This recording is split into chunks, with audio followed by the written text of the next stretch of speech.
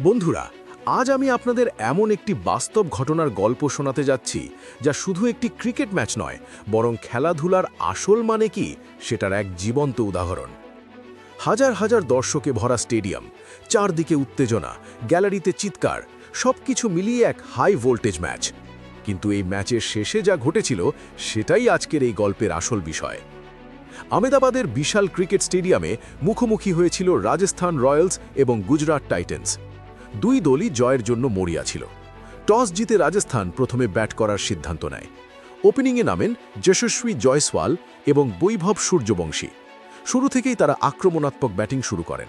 পাওয়ার প্লেতেই তারা প্রতিপক্ষ বোলারদের ওপর চাপ সৃষ্টি করে। বিশেষ করে বৈভব সূর্যবংশী, তার ব্যাটিং ছিল একেবারে নির্ভীক।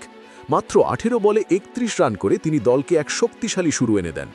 তার শটগুলোতে ছিল আত্মবিশ্বাস, সাহস আর আগ্রাসন। অন্যদিকে যশস্বী জয়সওয়াল ধীরে ধীরে ইনিংস গড়ে তুলছিলেন। 36 বলে 55 রানের এক দারুণ ইনিংস খেলেন তিনি। তার ব্যাটিং ছিল একদম পরিপূর্ণ, ক্লাসিক শট আর নিখুঁত টাইমিংয়ে ভরা। এরপর মিডল অর্ডারে এসে ধ্রুব জুরেল ম্যাচের গতি আরও বাড়িয়ে দেন। তিনি দ্রুত রান তুলে স্কোরকে বড় জায়গায় নিয়ে যান। শেষ পর্যন্ত রাজস্থান 20 ওভারে 211 রানের বড় স্কোর দাঁড় করায়। 211 রানের লক্ষ্য নিয়ে ব্যাট করতে নামে গুজরাট টাইটান্স। শুরুটা ভালোই হয় তাদের। ওপেনাররা দ্রুত রান তুলতে থাকে এবং ম্যাচে টিকে থাকার চেষ্টা করে। সাই সুদর্শন দারুণ একটি ইনিংস খেলেন। তিনি একাই ম্যাচটিকে ধরে রাখার চেষ্টা করেন। কিন্তু ম্যাচের মোড় ঘুরে যায় মাঝের ওভারগুলোতে। এখানেই আসল ভূমিকা পালন করেন রবি বিষ্ণোই। রবি বিষ্ণোই তার স্পিন বোলিং দিয়ে ম্যাচের পুরো চিত্র বদলে দেন। একের পর এক গুরুত্বপূর্ণ উইকেট নিয়ে তিনি গুজরাটের ব্যাটিং লাইন আপ ভেঙে দেন। তার বল ঘুরছিল, ব্যাটসম্যানরা বুঝতেই পারছিল না কিভাবে খেলবে। তিনি 4 ওভারে 41 রান দিয়ে 4টি গুরুত্বপূর্ণ উইকেট নেন। এই পারফরম্যান্সই রাজস্থানের জয়ের সবচেয়ে বড় কারণ হয়ে দাঁড়ায়। শেষের দিকে গুজরাটের কিছু ব্যাটসম্যান চেষ্টা করলেও তারা আর ম্যাচ জিততে পারেনি। 20 ওভারে তারা 204 রান পর্যন্ত পৌঁছায় এবং খুব কাছাকাছি গিয়েও হেরে যায়। রাজস্থান রয়্যালস ম্যাচটি জিতে নেয়। এবার আসে ম্যাচের সবচেয়ে আবেগঘন মুহূর্ত। প্রেজেন্টেশন সেরিমনিতে ঘোষণা করা হয় ম্যান অফ দ্য ম্যাচ হিসেবে রবি বিষ্ণোইয়ের নাম। তার দুর্দান্ত বোলিংয়ের জন্য এই পুরস্কার পুরোপুরি প্রাপ্য ছিল। রবি বিষ্ণোই মঞ্চে ওঠেন। তার হাতে তুলে দেওয়া হয় ট্রফি।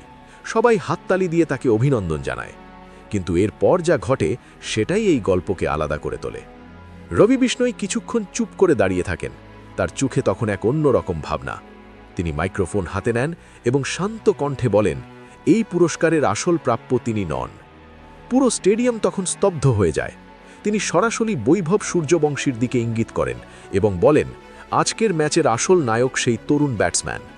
তিনি বলেন, বৈভব যেভাবে 18 বলে 31 রান করেছে সেটা শুধু রান নয়, ওটা ম্যাচের মোড় ঘুরিয়ে দিয়েছে। সেই ইনিংস না থাকলে আমরা এত বড় স্কোর করতে পারতাম না। রবি বিষ্ণোই আরও বলেন, আমি মাঠে দাঁড়িয়ে ওকে ব্যাটিং করতে দেখছিলাম। এত কম বয়সে এমন নির্ভীক ব্যাটিং আমি খুব কম দেখেছি। ওর মধ্যে একটা আলাদা আত্মবিশ্বাস আছে। এরপর যা করেন তা সত্যি অবিশ্বাস্য।